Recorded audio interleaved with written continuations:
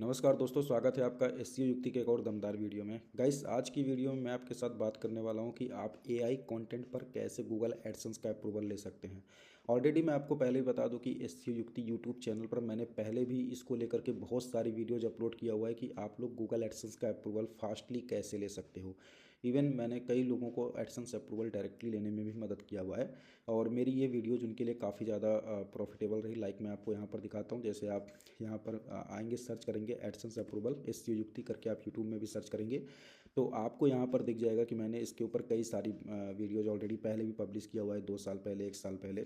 और यहाँ पर देखेंगे तो आप ये वाला वीडियो अगर देखते हैं, new Google AdSense approval trick 2024, मैंने ये वीडियो 1 साल पहले अपलोड किया था। तो इस वीडियो से भी आपको काफ़ी ज़्यादा मदद मिलती है। ठीक है, तो मैं आपको सबसे पहले बता दूं कि गूगल एडसेंस अप्रूवल लेना एक प्रॉपर एक स्ट्रेटजी है। कोई ऐसा ट्रिक नहीं है कि आप हर चीज़ इंप्लीमेंट करो हो जाएगा।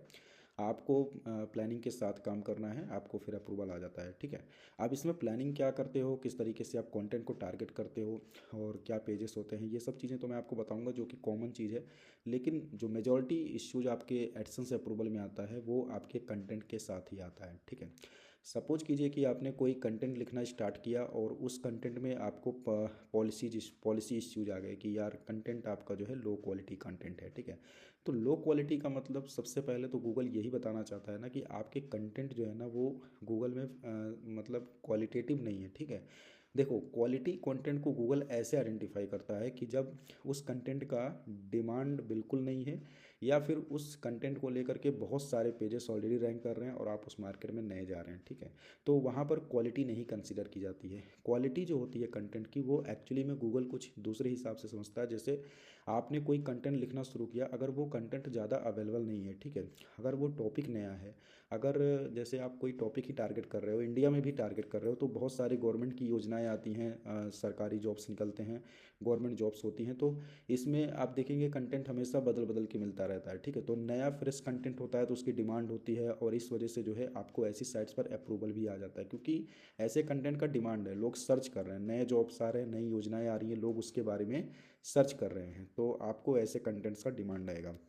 जैसे मैं आपको बता दूं कि मैंने इन वीडियोज़ में जो मैंने आपको डिस्कस किया हुआ है, मैं आपको बता दूं, मैंने ऐसे 2 से 3 वेबसाइट बनाए थे जिस पे मैंने एआई कंटेंट से अप्रूवल लिया था। ठीक है, और अभी रिसेंट में भी मैंने एक साइट और बनाया हुआ है। जैसे मैं आपको बता दूं, ये योजनाटाइम्स.com है। ठीक है, ये मेरी एक दूसरी वेबसाइट है जो अभी मैंने एआई से इस पर सारे कंटेंट डालना शुरू किया हुआ है और मैंने अभी इस पर 25 आर्टिकल्स राउंड हो चुके हैं और मैंने इसको गूगल एडसेंस के लिए अप्लाई भी कर दिया है। ठीक है, सो यहाँ पर आप देखेंगे तो मैंने इस तरह का कंटेंट इस पे लिखा हुआ है। जैसे अभी आप देखेंगे ये पीएम कुसुम सोलर योजना। ठीक है, अब ये फर्स्ट ऑफ ऑल बता दूं, ये मेरा एक कंटेंट है। पहले तो आप कंटेंट देख लीजिए कि इस तरीके से मैंने इस पर कंटेंट लिखा हुआ है। ठीक है, आप ऑलरेडी इस साइट पर विजिट करके मेरे कंटेंट्स को देख सकते हैं। ये सारा कंटेंट एआई के थ्रू लिखा गया है और रिसेंटली मैंने इसको एडसेंस के लिए अप्लाई भी किया हुआ है। आप यहाँ पर देख पा रहे होंगे, अभी मैंने आज ही अप्लाई किया था। तो गाइस, मैं आपको बता दूं कि अगर आप एआई से अपना वेबसाइट अप्रूव कराना चाहते हो, मैं इसको अप्रूव करा लूँगा। तो यहाँ पे सबसे पहले आपको ध्यान देना है कि जो आपका कैटेगरीज है वो बिल्कुल रिलेवेंट होना चाहिए आपके कंटेंट का। और यहाँ पर आपको कैटेगरीज बिल्कुल सिंपल रखना है। ठीक है, और बिल्कुल क्लियर रखना है कि यार मेरा ये कंटेंट है तो ये मेरी कैटेगरीज हैं। तो कैटेगरी में ऐसा ज़रूरी नहीं है कि आपको सब कैटेगरीज बनाना है, जब रिक्वायर्ड हो तभी आप सब कैटेगरीज को बनाइए। जब रिक्वायर्ड हो तभी आप सब कैटेगरीज को बनाइए, अदरवाइज़ नहीं रिक्वायर्ड है तो आपको कोई ज़रूरत नहीं है। ठीक है, जैसे आप इसी का ही एक और उदाहरण ले सकते हैं। जैसे एक वन योजना .in करके एक साइट है, वन योजना, आप इसको देखेंगे तो इसमें भी जो है आपको कोई सब कैटेगरीज नहीं मिलेगी। ठीक है, अब तो ये व्यक्ति कुछ दूसरा इस पर काम कर रहा है। देखिए, इस पर कोई कैटेगरी नहीं, लेकिन इस पर गूगल एडसेंस का अप्रूवल आपको मिलेगा। ठीक है, और इस पर भी बहुत सारे कंटेंट हैं जो एआई से लिखे जा रहे हैं और ये कोई दूसरा इस पर जो है काम कर रहा है। ठीक है, पहले इस साइट को हम ही लोग ऑन करते थे लेकिन इसको सोल्ड कर दिया गया है। तो आपको जो है मैं बता दूं कि इस तरह की साइट्स को बना के अप्रूव कराना कोई बड़ी बात नहीं होती है। तो सबसे पहले मैंने आपको बताया कि आपको सबसे पहले अपनी कैटेगरीज के ऊपर फोकस करना है। उसके बाद यहाँ पर कैटेगरीज को बिल्कुल मैंने आपको जैसे बताया सिंपल रखिए। इसके बाद आपके सारे पेजेस बने होने चाहिए। यहाँ पर about us, contact us, disclaimer, site map, privacy policy, terms condition. Site map actually आप बना सकते हैं, ऐसा कोई नेसेसरी नहीं है। बट साइट मैप से क्या होता है ना कि आपके जो पेजेस होते हैं, जो आपके कैटेगरीज हैं, वो सब एक जगह पे आ जाते हैं, ठीक है। तो साइट मैप जो है आप बना सकते हो और इसको बनाना भी चाहिए, इससे थोड़ा आसानी रहता है गूगल के क्रॉलर को आपके सारे कंटेंट को एक जगह पे देखने के लिए, ठीक है। तो ये चीज़ आप बना लेंगे तो आपके लिए बेनिफिशियल ही होगा। अब यहाँ पर आपकी कैटेगरीज हो गई, आपके पेजेस हो गए, ठीक है। अब बात करते हैं जैसे कंटेंट की कितनी रिक्वायरमेंट है। देखो कंटेंट ऐसा कोई ज़रूरी नहीं है, क्योंकि आप बहुत सारे लोगों के मुंह से सुनते हैं कि यार मेरे को 2 कंटेंट पे अप्रूवल आ गया, 10 कंटेंट पे आ गया, ठीक है, 8 कंटेंट पे आ गया।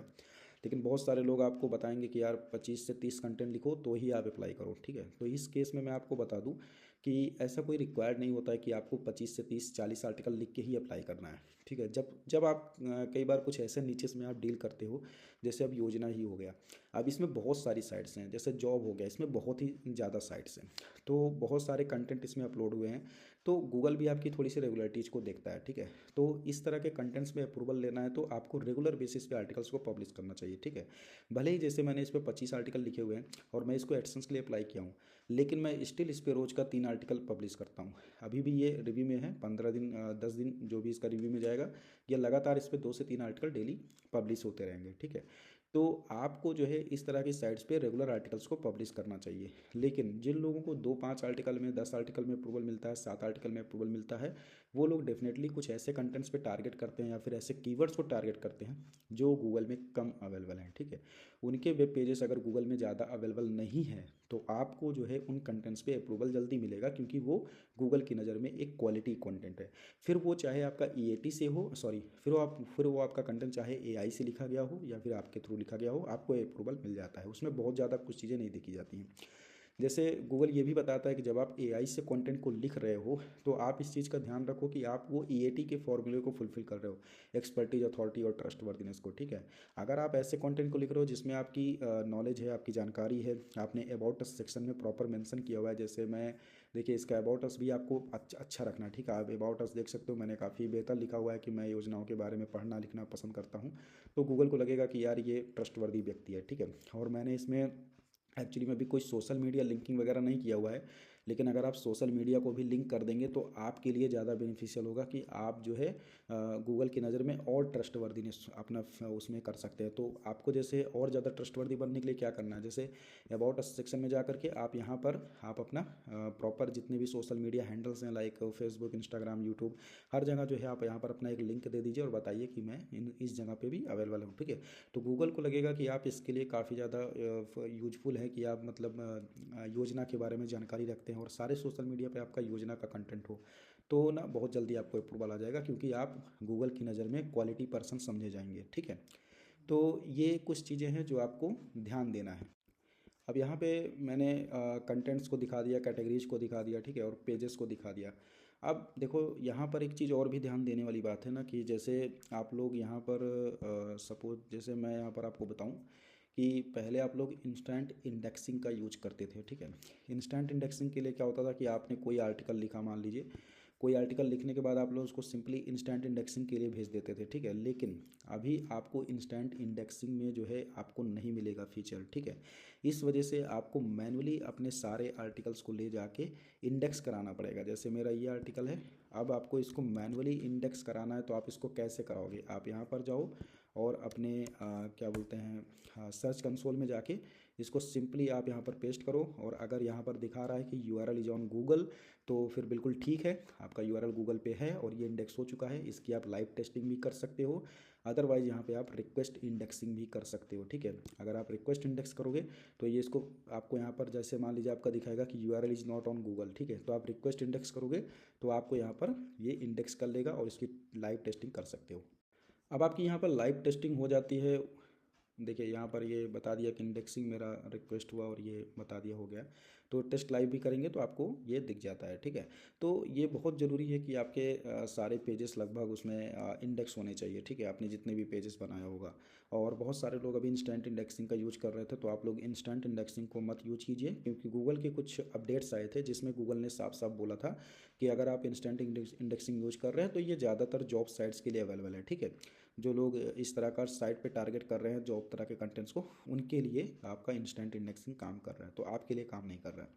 सो गाइस इतने इतने ही चेंजेस के साथ अगर आप अपनी साइट को एडसेंस के लिए अप्लाई भेजते हो तो मेरे हिसाब से आपको एडसेंस का अप्रूवल आ जाना चाहिए, ठीक है। अगर इसके बाद भी आपको कोई दिक्कत आता है तो आप मुझे नीचे कमेंट कीजिए, मैं आपकी हेल्प करूँगा। और मुझे आप मेरे व्हाट्सएप ग्रुप में ज्वाइन होकर मुझे पर्सनली भी आप व्हाट्सएप मैसेज कर सकते हो, ठीक है। अगर आपको एडसेंस में बहुत ज़्यादा दिक्कत आ रही है तो हम उसमें भी आपकी हेल्प करेंगे। इस वजह से आप मेरे ये व्हाट्सएप ग्रुप को भी ज्वाइन कर लीजिए। वहाँ पर मैं एक्चुअली क्वालिटी इन्फॉर्मेशंस भी शेयर करता रहता हूँ। और अगर आपको एडसेंस बाई सेल करना है, आपको अपना अकाउंट बेचना है या फिर अकाउंट आपको सेल बाई करना है, तो आप दोनों तरीके से जो है वहाँ पर ग्रुप में कर सकते हो, जिसमें मैं ही उसको जो है मैनेज करता हूँ, ठीक है। तो आप लोग उसको ज्वाइन कर सकते हो। So thank you so much guys. Please like share and subscribe to my channel. अगर आपको कोई क्वेरी है तो नीचे कमेंट करके जाइए या फिर मुझे इंस्टाग्राम पर @SCUयुक्ति से आप मैसेज कर सकते हैं। Thank you so much.